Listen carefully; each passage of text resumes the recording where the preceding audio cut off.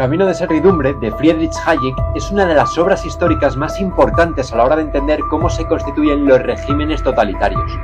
Hayek era un gran defensor de las libertades individuales y estaba convencido de que solo podríamos llegar a altos niveles de desarrollo si los individuos podíamos elegir y decidir por nosotros mismos nuestro camino. Sin embargo, Hayek observaba preocupado cómo la dinámica del mundo estaba cambiando hacia regímenes totalitarios y de germen socialista, donde el individuo pasaba a ser una simple pieza más, sin capacidad alguna de elección ni decisión. La época a la que nos referimos es la de la primera mitad del siglo XX, que acabó desembocando en fuertes totalitarismos que dieron lugar a la Segunda Guerra Mundial. En este contexto, Hayek escribe esta obra en 1944, donde nos muestra todas las señales que presenta un Estado totalitario. Es una obra que nos sirve de advertencia a generaciones futuras y que nos invita a reflexionar sobre la peligrosa dinámica del mundo hacia los totalitarismos, una tendencia que, por desgracia, podemos confirmar que ha continuado y que le ha dado la razón. Entender Camino de servidumbre y las advertencias de Hayek es imprescindible para todo aquel que tenga inquietudes intelectuales de esta índole y reflexione sobre el sistema en el que vive. Si has llegado hasta aquí, imagino que será tu caso, así que ponte cómodo porque vamos a desarrollar todas las ideas y los avisos que nos deja Hayek en su obra capítulo a capítulo. En este primer capítulo, Hayek describe cuáles fueron las ideas que hicieron grande y próspera Europa en la segunda mitad del siglo XIX, que dieron lugar a la Segunda Revolución Industrial, y cómo paulatinamente se fueron deteriorando y perdiendo para dar origen a regímenes totalitarios que provocaron el desastre con las guerras de la primera mitad del siglo XX. Estas ideas, que transformaron la realidad social, nos dice Hayek que pueden ser desastrosas, pero nunca falsas. Pueden hacer que perdamos todo lo que hemos conseguido como sociedad y que incluso conduzcan al desastre. Pero no son ideas falsas, porque son asumidas por una gran parte de la población. El desastre del socialismo, que en todos los casos conduce al totalitarismo, es siempre avisado por todos aquellos que lo conocen. Un ejemplo de esto es, desgraciadamente y desde hace muchas décadas, Cuba. Cuando Chávez, en Venezuela, empezó a asomar la cabeza, los que primero lo vieron venir fueron los cubanos. Sin embargo, pocos venezolanos tuvieron a estos en cuenta, ya que siempre se piensa que el desastre del socialismo que otro pueblo ha sufrido nunca llegará a vivirlo el tuyo. Según Hayek, una de las razones de este fenómeno es porque los socialistas nunca quieren asociar al socialismo con el desastre que trae consigo. Cuando un régimen socialista empieza a imponerse en un territorio y se avisa a sus simpatizantes del desastre que el socialismo ha llevado a otros pueblos, siempre lo negarán o dirán que eso no es verdadero socialismo. Cuando eso ocurre, ya sabéis que ese pueblo está condenado, porque allá donde se aplica el socialismo, el resultado será siempre el desastre económico y social. Para Hayek, Europa empieza a caer cuando abandona los principios liberales que permitieron un enorme desarrollo en el siglo XIX. El respeto y tolerancia a la libertad de cada uno, sin dogmas ni imposiciones de ningún tipo por parte del Estado, fueron los valores que inspiraron a Europa en el pasado y que la permitieron ser, según Hayek, la civilización más próspera jamás existida. Sin embargo, todo empezó a torcerse cuando estos valores se perdieron y los estados empezaron a ganar protagonismo y a convertirse en autoritarios. Como debéis saber, todo ese nivel de desarrollo que alcanzó Europa con la Segunda Revolución Industrial no llegó sin grandes sacrificios, pues quien algo quiere, algo le cuesta. Es por ello, según nos dice Hayek, que el éxito del liberalismo fue también la causa de su destrucción. Cuando se adquiere un nivel de desarrollo y una mejora sustancial en las condiciones de vida, el hombre se acomoda y ya no quiere tolerar los males subsistentes: el trabajo, el esfuerzo, el ahorro y, en definitiva, el sacrificio, por considerarlos innecesarios. Esta renuncia a los principios que permitieron adquirir ese nivel fue un gran error, ya que condujeron a una remodelación de la sociedad hacia nuevos regímenes, mucho más restrictivos con las libertades del individuo y donde los estados empezaron a ganar poder. Esta deriva se aprecia en qué países fueron en las distintas épocas los que tenían la hegemonía cultural y los que tenían capacidad para extender sus ideas fuera de sus fronteras. Hasta el inicio del siglo XX, las ideas de la libertad se trasladaban desde Inglaterra al resto de Europa. A partir de ese momento empiezan a ser las ideas socialistas las que se trasladan desde Alemania al resto de Europa. La gran utopía para Hayek estaba en que se asociara al socialismo con democracia. Hayek nos recuerda que para camuflar su verdadera esencia y ganar adeptos, el socialismo, allá donde pretende imponerse, siempre se esconde bajo la palabra libertad. Sin embargo, el socialismo es el mayor ataque contra nuestras libertades. Los escritores franceses que construyeron los fundamentos del socialismo, después de la Revolución Francesa, sabían perfectamente que sus ideas solo podían llevarse a cabo mediante un fuerte gobierno dictatorial. Podemos decir que al menos iban de cara y no ocultaban sus verdaderas intenciones. Por ejemplo, Saint-Simon, el principal intelectual socialista de la época, consideraba la libertad de pensamiento como el mal radical de la sociedad, ya que las libres opiniones de cada uno serían un obstáculo para el control absoluto del Estado. Los socialistas que vinieron después compartían estas ideas en su totalidad, pero sabían perfectamente que si querían alcanzar el poder tenían que modular el discurso, ya sabéis, esconder un poco su verdadero germen dictatorial. Fue entonces cuando empezaron a hacer uso, hasta casi apoderarse, de la palabra libertad. Hasta ese momento la libertad significaba en esencia libertad frente al poder autoritario de otros hombres, lo que por supuesto incluye al gobierno. Sin embargo, la nueva libertad determinada por los socialistas consistía en una distribución igualitaria de la riqueza. Para ello se tendría que formar un gran Estado que planificase toda la economía y determinase qué puesto debería desempeñar cada individuo. Esto por supuesto acababa con toda capacidad del individuo para elegir el destino de su vida, que era lo que realmente había significado la libertad hasta entonces. Lamentablemente, este riesgo pasó desapercibido para la mayoría de las personas y el socialismo, disfrazado como la nueva libertad, alcanzó ya el poder en países como Francia y Alemania a lo largo del siglo XIX. Podemos decir que el gran éxito del socialismo, que perdura hasta nuestros días, es que consigue ser asociado con palabras bonitas como libertad o democracia, cuando realmente conduce a la esclavitud y la servidumbre. Ahora que ya hemos sentado las bases de esta obra histórica y que nos vamos a adentrar en ella, quiero que prestéis especial atención a la siguiente parte, ya que nos trae el primer bloque de ideas de gran importancia. La idea fundamental que en este punto nos comparte Hayek tiene que ver con lo que entendemos por planificación y la manera en la que ésta aparece en un sistema colectivista y en uno individualista. Todos sabemos perfectamente que un sistema socialista está sustentado, por su propia naturaleza, en una exhaustiva planificación donde el Estado lo acapara todo y donde el individuo no tiene capacidad alguna de decisión sobre su vida. De hecho, cuando hablamos de planificación, probablemente todos lo asociéis a sistemas socialistas y totalitarios, que ya hemos visto que realmente son lo mismo. Sin embargo, pensar que la planificación solo se da en sistemas socialistas es un gran error. El liberalismo, como nos dice Hayek, también es planificador. De forma muy contraria a la planificación socialista, la planificación de los sistemas liberales se limita a crear las condiciones más favorables dentro de una sociedad para que los individuos puedan desarrollar todo su potencial. El hecho de que sea una planificación mucho más flexible que la socialista no debe confundirnos y hacernos pensar que tal planificación no exista. Todo país liberal centrado en que el individuo pueda alcanzar todo su potencial tiene una gran planificación detrás. En nuestros días, un gran ejemplo de esto es Suiza, un estado muy pequeño donde los suizos no saben ni quién es su presidente porque actúa como un mero administrador, pero que tiene una gran planificación detrás. Esencialmente, Suiza está dividida internamente en 26 cantones que compiten entre ellos para atraer al máximo número de individuos. Básicamente, cada cantón trata en su territorio de mejorar las condiciones ofrecidas por el cantón vecino. Para ello, por ejemplo, añaden medidas de incentivo fiscal, ponen pocas restricciones a la creación de empresas, apuestan por dar facilidades con pocas trabas burocráticas para quien quiera emprender cualquier proyecto, o se esfuerzan por optimizar los recursos públicos para disponer de las mejores infraestructuras. El objetivo último de cada cantón es ser mejor que el cantón vecino y atraer al mayor número de individuos que quieran desarrollarse y alcanzar todo su potencial, contribuyendo así a hacer crecer y mejorar esa sociedad como efecto secundario. Debéis advertir cómo realmente esto tiene una gran planificación detrás de Suiza como país. La competencia interna entre los cantones es simplemente un medio que emplea la planificación suiza para crear las condiciones más favorables dentro de su territorio donde el individuo pueda alcanzar su máximo potencial. La teoría a veces parece muy compleja, pero ya veis que con ejemplos prácticos y reales no lo es tanto. La otra idea fundamental y con la que Hayek remata este capítulo tiene que ver con la perspectiva económica, cuando nos recuerda que solo se podrán crear las condiciones más favorables para el individuo fomentando la competencia empresarial. La competencia, en última instancia, lo que hace es aumentar la capacidad de elección del individuo, lo que le hace más libre tanto como consumidor como trabajador. No obstante, Hayek nos advertía hace ya 80 años que la dinámica del mundo no estaba yendo precisamente hacia el aumento de la competencia y de las sociedades libres, más bien todo lo contrario. Un punto muy importante que nos deja en su obra sobre esta circunstancia es que los monopolios no se forman por casualidad, sino que están enormemente conectados con el poder político. Nos dice que los monopolios de las grandes empresas no obedecen al libre mercado, sino que se fomentan desde la política de forma interesada. Al fin y al cabo, pensad que es una relación ganadora para ambos. El monopolista privado maximiza sus beneficios gracias a hacerse con el control de todo un mercado, gracias a las ayudas políticas recibidas para conseguirlo, y el gobernante sale ganando porque el monopolista, agradecido ante él, se convierte en alguien dócil y manejable para el poder político, pudiendo controlar indirectamente el mercado.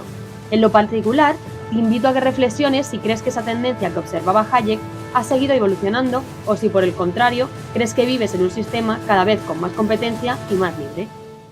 Una de las ideas básicas del liberalismo sobre la forma que debe adoptar el sistema político más óptimo es la que en el siguiente bloque Hayek se encarga de dejarnos muy clara.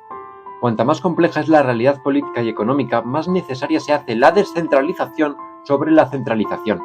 La descentralización podemos entenderla como pequeños aparatos administrativos que tienen su margen de actuación sobre territorios y poblaciones pequeñas. Pensemos, por ejemplo, en el ayuntamiento de un pueblo, o más aún, en una comunidad de vecinos. En cambio, la centralización, tan característica de los sistemas socialistas, se da cuando hay un gran aparato central que tiene un gran poder de actuación sobre territorios y poblaciones muy grandes. Pensemos, por ejemplo, en el gobierno de un país relativamente grande como España, o más aún, en un gran gobierno europeo. Parece bastante claro que una pequeña administración va a conocer mejor los problemas de esa pequeña población, igual que también es evidente que hay circunstancias que deben gestionarse bajo un único mando central. Un ejemplo de sistema descentralizado sería el ya expuesto modelo suizo. Un ejemplo de sistema centralizado y por tanto ineficiente sería, por desgracia, la Unión Europea, donde un grupo de burócratas que ni siquiera han sido elegidos por nadie tienen que aprobar la fiscalidad y los presupuestos de cada uno de los países miembros o le imponen a un agricultor español de qué forma deben cultivar sus tierras. Además, como gran gobierno central que es, tiene de forma inherente unos destacados aires totalitarios, cuestión que dejamos para más adelante. Los principios de la democracia y de las acciones de sus gobiernos siempre se sustentan sobre los repetidos términos del bien común o el interés general. Lo que Hayek nos invita a reflexionar en este capítulo es sobre la legitimidad que tiene que sea el propio gobierno el que determine cuál es ese interés general, que nos obliga a todos los individuos a poner mucho de nuestros recursos y esfuerzos en alcanzarlo. Cuando se habla de interés general o bien común, da la sensación de que todos estamos de acuerdo con lo que bajo esos términos decida imponerse, y no es así. Por ejemplo, desde hace algunos años se ha determinado en Europa que el cambio climático es una razón de interés general. Habrá ciudadanos que sientan una gran preocupación con el tema y estén contentos con estas medidas, pero de lo que debes darte cuenta es de cómo una gran parte de los ciudadanos están obligados a cumplir con ellas a costa de sus recursos y sus esfuerzos en nombre de un interés general que no comparten. Con esta premisa, quizás algunos penséis que entonces será imposible alcanzar nunca una serie de acuerdos para poder organizarnos como sociedad y que el bien común es inexistente, pues nunca todos estaremos de acuerdo con todo. Sin embargo, esto no es así. Hayek también habla de fines sociales. Lo destacable es que los define como aquellos que surgen del interés individual de varios individuos, lo que forma un fin común. Una vez se forma este fin común, alcanzado de forma unánime o por mayorías importantes, se le otorgará capacidad al Estado para cumplirlo. Un ejemplo de esto puede ser la sanidad pública. Lo que debéis advertir es que la diferencia fundamental es de dónde surge ese interés general. Mientras que en determinados casos, como el del ejemplo recientemente expuesto, es la propia población la que impulsa o respalda que el Estado intervenga en nombre de un bien común, siendo este, por tanto, real, en otros casos es el Estado el que empieza a hablar de interés general o bien común, para con esa excusa imponernos una serie de obligaciones. Ya vimos al iniciar el resumen de esta obra cómo el socialismo es, en esencia, totalitario. Por eso, a lo largo de la historia, se han hecho grandes esfuerzos por asociarle con la democracia. A este respecto, un apunte que nos deja Hayek es que el Partido Socialista solo permitiría continuar el sistema parlamentario y aceptar una derrota en las urnas si el Partido Conservador le prometía no derogar su labor hecha. Este es uno de los puntos troncales que justifican la tesis sobre la mentira de las democracias. Todo sistema totalitario, camuflado en una falsa apariencia democrática, necesita siempre de una falsa oposición. Una oposición que a ojos de muchos pueda parecer una alternativa al socialismo, pero que en la práctica no sea más que un salvavidas del sistema para poder proseguir con el plan establecido. Parecía que Hayek venía del futuro cuando nos dejaba estas tesis, ya que la Europa actual es un ejemplo que ilustra perfectamente estas ideas. Actualmente, directamente lo que existe es una fusión política entre ambos donde, independientemente de quién gobierne, el plan totalitario y socialista seguirá su curso. La última idea de Hayek para cerrar este bloque es la de que para que un poder no sea injusto y arbitrario, lo importante no es si este es democrático o dictatorial, sino la limitación y el control a ese poder. Que las democracias puedan ser injustas y totalitarias no debería sorprendernos ya en este punto. Según dice Hayek, un gobierno respaldado democráticamente por una gran mayoría puede ser tan opresivo como la peor dictadura. A este respecto, podemos recordar grandes regímenes totalitarios que consiguieron llegar al poder y ejercerlo por la vía democrática, como Hitler en la época de Hayek o Chávez en la más reciente. Si estos regímenes fueron totalitarios, no fue porque su naturaleza originaria fuese dictatorial, sino porque consiguieron destruir desde dentro cualquier mecanismo de control o limitación a su poder, persiguiendo a los disidentes, censurando las voces críticas de los medios o acabando con la imparcialidad judicial. Por ello, no debemos dejarnos confundir por la apariencia democrática de nuestros sistemas y pensar automáticamente que no estamos ante poderes injustos, arbitrarios y, en esencia, dictatoriales. En el siguiente capítulo, Hayek nos explica cómo deben ser las leyes para que un Estado sea justo y verdaderamente democrático. Hayek nos dice que para que el hombre sea libre tiene que obedecer a las leyes y no a las personas. Sin embargo, la mera presencia de la ley no es suficiente. Si, por ejemplo, existe un gobierno que va manipulando y modificando las leyes a su antojo, tendremos a un gobierno que actúa de forma legal, conforme a las leyes que él mismo establece, pero que indudablemente es totalitario y arbitrario. De esta forma, Hayek distingue dos tipos de leyes. De un lado, la ley formal, donde queda perfectamente claro cómo actuará el Estado ante una determinada situación, de forma que el individuo pueda usar esta ley como una herramienta para conseguir sus fines. Este tipo de leyes son las que deben inspirar todo Estado de Derecho y las únicas, por tanto, que pueden conformar un Estado democrático. Por ejemplo, un propietario de una casa que tenga intención de alquilarla, pero esté preocupado por si el inquilino le deja de pagar, necesitará de una ley que proteja la propiedad privada y que le asegure que en ese caso el Estado sacaría inmediatamente a los morosos. Si tal ley no existe o es abstracta y da lugar a la interpretación, ese propietario optará seguramente por no dejar su propiedad en alquiler. Este es un ejemplo para que entendamos la importancia que tienen las leyes a la hora de determinar el comportamiento del individuo, y cómo éste solo será libre si existen leyes inspiradas en principios justos que dejen muy clara cuál será la actuación del Estado. Una ley que deja espacio a la interpretación es característica de los estados totalitarios, ya que permite al poder actuar arbitrariamente según su conveniencia. Este tipo de legislación, al no establecer criterios claros, posibilita que situaciones similares se resuelvan de forma diferente según el interés del gobierno. Por ejemplo, si no se especifican los criterios y plazos para inspecciones fiscales a empresas, se facilita que el gobierno actúe discrecionalmente, favoreciendo a las empresas afines y perjudicando a las contrarias con inspecciones frecuentes o represalias. Si en el anterior bloque observamos cómo un gobierno democrático puede actuar de forma arbitraria y totalitaria si no existe un control de ese poder, en este bloque debemos observar cómo un gobierno que actúe de forma legal también puede ser totalitario y arbitrario si esas leyes son abstractas y manipulables según le convenga. En el siguiente capítulo, Hayek plantea que gran parte de la libertad individual reside en el control sobre nuestro dinero. Como cada persona tenemos necesidades y recursos distintos, es fundamental que podamos decidir libremente cómo priorizar su uso. Sin embargo, cuando el Estado se apropia de una gran parte de esos recursos, como ocurre en sistemas muy intervencionistas, se limita enormemente nuestra capacidad de elección y, por tanto, nuestra libertad.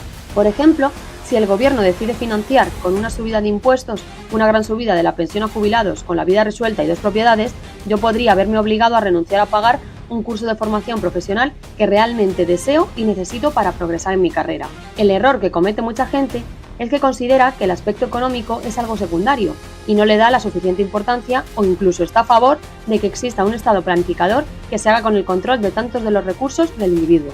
La razón de que existan muchas personas, ignorantes todas ellas, que han defendido el socialismo a lo largo de la historia y sigan haciéndolo a día de hoy, es la que le ocupa a Hayek para cerrar este capítulo. Nos lo explica con el mito de la plétora potencial. Según la tesis de la plétora potencial, defendida por los socialistas, ya hay riqueza en exceso dentro de la sociedad, y por tanto lo único que hace falta es distribuirla de manera justa. Al asumir que hay riqueza en exceso en la sociedad, ven como algo injusto que en cambio haya gente pasándolo mal. Sin embargo, según nos dice Hayek, si en una sociedad hay personas con recursos escasos, lo que hay indudablemente es un problema económico que conviene solucionar. Es decir, no hay riqueza en exceso que convenga distribuir, sino un problema económico donde lo que hace falta es aumentar la productividad y la producción para dar empleo a toda esa gente desfavorecida. En cualquier caso, es bastante gracioso que la solución a este problema fuese a ser un gobierno socialista, que allá donde se forma vive de una manera lujosa a costa de una población empobrecida.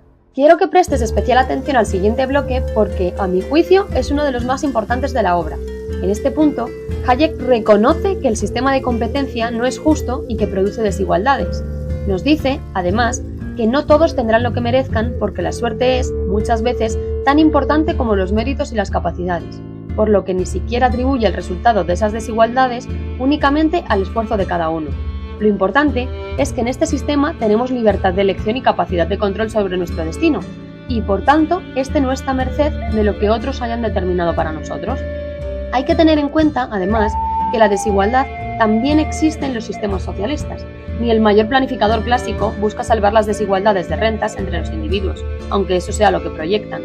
De hecho, es sobradamente conocido cómo los gobiernos socialistas se caracterizan allá donde triunfan por hundir a su pueblo en la miseria, mientras ellos se reparten los altos cargos entre sus personas de confianza. Una vez asumido que en ambos sistemas se producen desigualdades, Hayek nos lanza una pregunta para que reflexionemos. ¿En qué sistema se digerirá mejor la desigualdad? ¿En uno en el que cualquiera puede estar desfavorecido por mala suerte o fuerzas del mercado y en el que eres en gran parte el dueño de poder cambiar tu situación? ¿O en uno en el que si estás en la parte de abajo es por la decisión que una autoridad ha reservado para ti? Creo que en esta ocasión, para encontrar la respuesta, no hace falta hacer una reflexión demasiado profunda, ¿no? Hayek continúa con su exposición y nos avisa de que las mayores desigualdades se producen por la propiedad y la herencia. El pobre va a tener de base siempre menos oportunidades que el rico, pero en un sistema de competencia va a tener oportunidades de mejorar su situación sin depender de los favores del poderoso. Por esta razón, los socialistas centrarán todos sus esfuerzos en atacar la propiedad, lo que supone uno de los focos más peligrosos del socialismo, ya que transferirle al Estado la propiedad implica conferirle un enorme poder que se materializa en una pérdida de libertades para el individuo. Si el Estado se adueña de los comercios, de las empresas y de las tierras privadas, significa que desde ese momento será él el que determine qué producir, cómo producir, a qué precios vender o cómo distribuir el empleo entre las personas.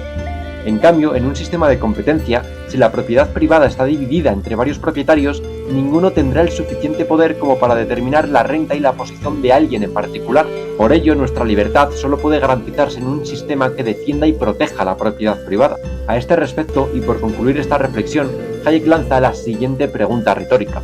¿Acaso no es menor el poder que un millonario pueda ejercer en mi contra que el de un pequeño funcionario que pueda usar todo el poder coercitivo del Estado contra mí? Otro punto importante de la obra de Hayek está en la relación existente entre la seguridad proporcionada por el Estado y la libertad. Parece claro que una de las funciones que las personas le pedimos al Estado, tengamos la ideología que tengamos, es que se preocupe por garantizar unos niveles mínimos de seguridad, aunque por seguridad cada uno entendamos cosas distintas. A este respecto, Hayek hace una distinción entre dos tipos de seguridad. De un lado, identifica la seguridad limitada. Este tipo de seguridad va encaminada, de una parte, a garantizar a las personas más vulnerables un sustento mínimo en caso de que lo necesiten, y de otra, a proteger la propiedad y garantizar un cierto orden con la intención de evitar privaciones materiales. De esto último es de lo que se encargaría la policía. Este tipo de seguridad, como es lógico, es deseable y es de la que el Estado debe ocuparse. Sin embargo, Hayek distingue también la seguridad absoluta, que no es deseable, pero es la más frecuente en la práctica. Este tipo de seguridad va encaminada a proporcionar situaciones de privilegio a un grupo sobre los demás, y a menudo a costa de los demás. Podemos pensar rápidamente en los funcionarios, ya que, con independencia de su rendimiento, de los cambios en las necesidades o de los desarrollos tecnológicos que puedan hacer su trabajo sustituible, se les garantiza de forma permanente ese empleo y ese sueldo, que encima sale del bolsillo del resto de la sociedad. Hayek afirma que garantizar la seguridad económica a unos incrementa la inseguridad en otros, y que no hay una desigualdad más cruel que aquella que proviene de garantizar unos ingresos a una parte de la población a costa de generar una creciente situación precaria en el resto. Asimismo, debemos observar cómo cuanta más privilegiada sea esa seguridad que se le garantiza a unos grupos, más deseada será esta, confeccionándose una sociedad totalmente nueva. Ya no será la independencia y el desarrollo alcanzado por cada cual lo que determina la posición económica social, sino la seguridad. A este respecto, no es casualidad que en muchos países como España, en los últimos años, mucha gente joven se lance hacia la vía del funcionariado, por otorgarle al Estado una seguridad absoluta que constituye una situación privilegiada frente al resto. Debéis observar además cómo esto tiene otra consecuencia negativa en la productividad y en el crecimiento económico que pueda experimentar esa sociedad. Si el Estado te garantiza esa seguridad económica, es lógico que no tengas incentivos a mejorar tu manera de trabajar para obtener mejores resultados, ya que independientemente de tu esfuerzo, tienes un nivel de recursos garantizados que tampoco vas a aumentar si lo haces mejor. En el capítulo 10, Hayek hace una de las reflexiones más importantes de su libro y que quizás alguna vez te hayas preguntado sin encontrar respuesta. ¿Cómo es posible que gente tan mezquina y con tan poco nivel acapare los puestos más altos y consiga hacerse con el poder? Esta condición, que tanto podemos observar, no es ni mucho menos casualidad. El sistema está diseñado para que sean precisamente los peores, las personas con menos escrúpulos, los que consigan llegar al poder, y este fenómeno es el que nos explica Hayek en este capítulo. Nos dice que los regímenes totalitarios surgen por el hartazgo de la gente ante las ineficiencias de la democracia y las dificultades para alcanzar mayorías. Cuando esto sucede, suele haber un líder totalitario que huele la sangre y consigue que mucha gente, cansada, acabe apoyándolo. De esta manera, ante los límites morales del resto de fuerzas para gobernar, si no es con mayorías que casen con sus valores, llega la ausencia de escrúpulos del totalitario, que es capaz de hacer cualquier cosa para conseguir el poder y que ha entendido que para liderar una sociedad totalitaria no puede depender de entenderse con grupos diferentes, sino de conseguir el apoyo de un grupo que, aunque no sea mayoritario, sea muy homogéneo y le permita ejercer un mando fuerte. Este grupo también constituye lo peor de la sociedad, y Hayek nos explica esta cuestión con 3 ideas fundamentales. En primer lugar, porque un grupo homogéneo de pensamiento único que le proporcione apoyo incondicional a un líder solo podrá estar formado por gente con bajo nivel intelectual y cultural, ya que a mayor educación e inteligencia, mayor variedad de planteamientos y opiniones habrá. Este tipo de persona conforma la primera capa del grupo, pero aún hay que aumentar el número de adeptos. La segunda capa lo conforman todos aquellos que no tienen pensamiento y opinión propia. Estas personas son fácilmente moldeables cuando escuchan un discurso fuerte y que parece convincente, por lo que acabarán apoyándolos si se machaca el discurso en sus orejas. Con el fin de acabar de atraer a una última camada de fieles, el totalitario recurre a la creación de un enemigo común, que siempre ha movilizado a muchas personas y despierta un sentimiento de pertenencia dentro del grupo. Adicionalmente, los peores de la sociedad también se manifiestan en todos los ayudantes subordinados del líder. Como el líder totalitario es quien determina todo lo que debe hacerse, a menudo cosas sin ningún tipo de moral, sus ayudantes lo único que tendrán que hacer es obedecer y ejecutar, por lo que solo otros mezquinos podrán ganarse así la vida. Esto el líder supremo lo sabe, y por eso directamente selecciona mezquinos para que lo rodeen. Continuando este bloque, Hayek analiza las características personales que predominan en sociedades donde se imponen regímenes totalitarios. En los sistemas colectivistas se valoran hábitos como la obediencia, la disciplina, el sentido del deber y la capacidad de sacrificio, cualidades que facilitan la sumisión al poder. Por eso, los militares suelen ser un apoyo clave del totalitarismo. En cambio, se desprecian hábitos como la tolerancia, el pensamiento independiente o la entereza para defender tu criterio ante un superior, ya que dificultan el control. Hayek observa que ciertas sociedades, como la alemana, rusa o china, históricamente han favorecido este tipo de personalidad, mientras que otras como la inglesa, caracterizadas por mayor independencia y espíritu crítico, dieron lugar a sociedades más libres. La última idea que en este bloque nos deja Hayek es la de hacernos ver que por mucho que el socialismo se venda como un movimiento en beneficio del pueblo, siempre está al servicio de un grupo limitado. Esta circunstancia puede apreciarse desde una doble variante. De un lado, desde la variante interna, ya que si se asume que el Estado va antes que el individuo, solo los individuos que trabajan para los fines del Estado son considerados útiles y serán los que reciban un trato favorable. Además, como los regímenes totalitarios y socialistas son con frecuencia altamente corruptos, muchas veces trabajar para los fines del Estado significa en realidad trabajar para los fines del gobierno. Tampoco podemos obviar la variante externa, ya que ningún socialista pretende distribuir de forma igualitaria los recursos de todo el planeta. Nos decía Hayek que si el proletariado inglés tenía derecho a una distribución igualitaria de la riqueza según los socialistas ingleses, también deberían tener ese derecho los indios, que habían contribuido como colonia inglesa a formar esa riqueza. Sin embargo, ninguno de estos socialistas predicaba eso.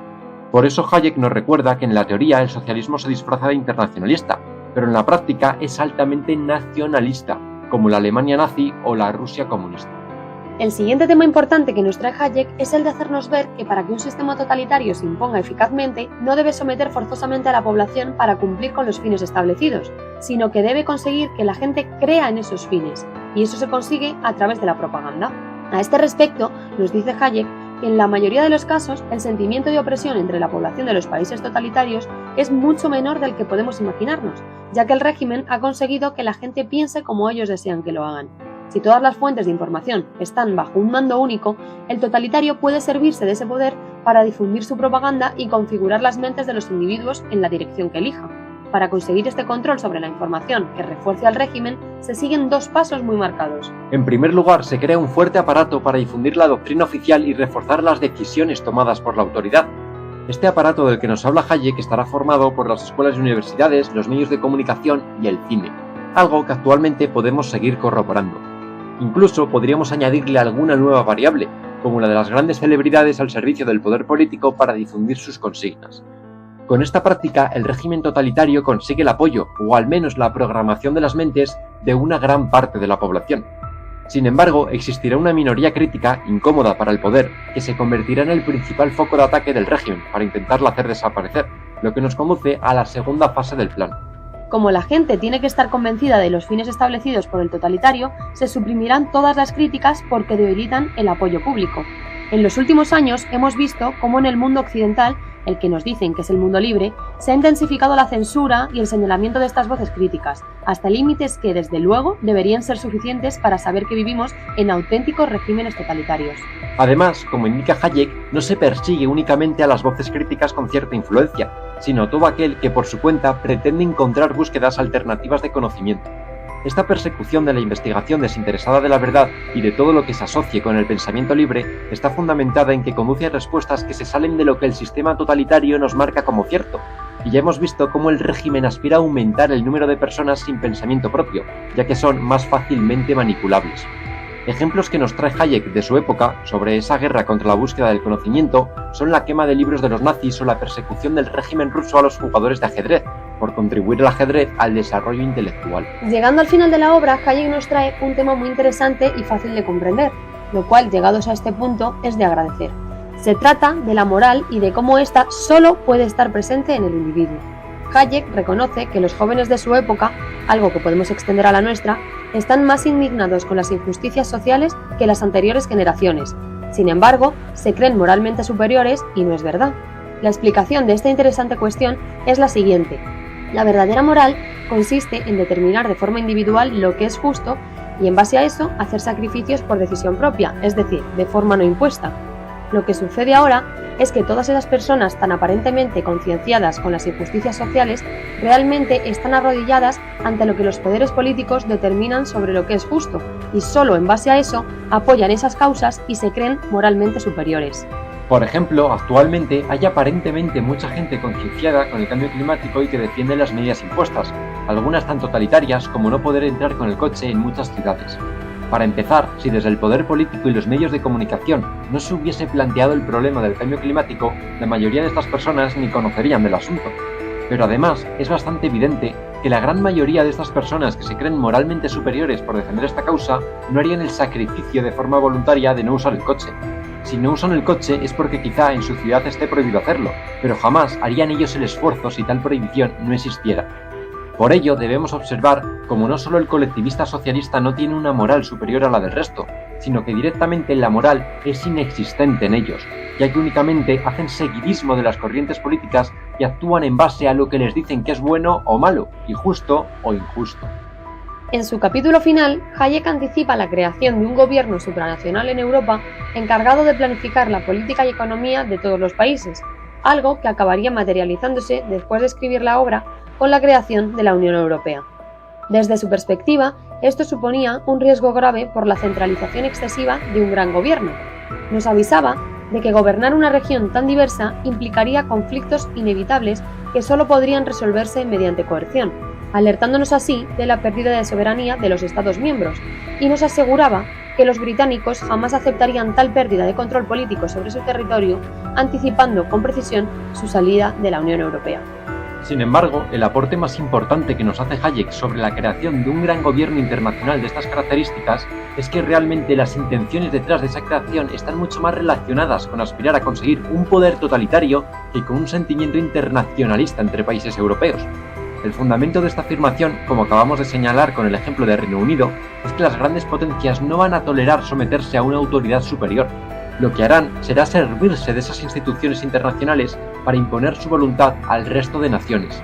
Lo más curioso a este respecto es que los que tienen los hilos reales de este gobierno europeo no son tanto las potencias europeas, como intentaba predecir Hayek, sino algunas potencias extranjeras y, sobre todo, unas élites económicas muy entusiasmadas con planificar el mundo y que han elegido Europa como su lugar de ensayo. Hayek ya nos advertía de que difícilmente preservaríamos la democracia si todo el poder y la mayoría de las decisiones importantes corresponden a un gobierno demasiado grande y poderoso que el hombre común no puede comprender ni vigilar. Llegados a este punto, todo lo que puedo decirte es que espero que hayas podido aprender, igual que aprendí yo, con la obra de Hayek. Su intención es la de hacernos abrir los ojos ante los sistemas en los que vivimos y sobre la peligrosa dinámica que él veía en el mundo hacia cada vez un mayor poder de los estados y una menor libertad de los individuos. Desgraciadamente, en mi opinión, esa tendencia se ha ido desarrollando más y más durante las últimas décadas y particularmente no veo el fin a esa tendencia. Estaré encantado de leer tus impresiones. Por mi parte, nada más que añadir. Si te ha servido, recuerda apoyar este proyecto y nos vemos en la siguiente.